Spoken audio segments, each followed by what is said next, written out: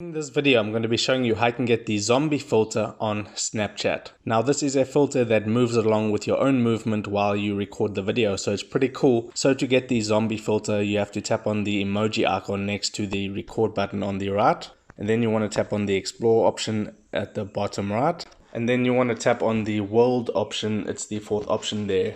Under all those selections, tap on world.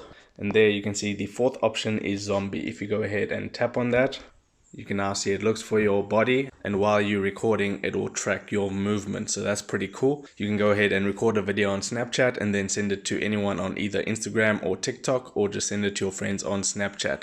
So if this video helped you out, make sure to hit the like button and subscribe for more. Take care.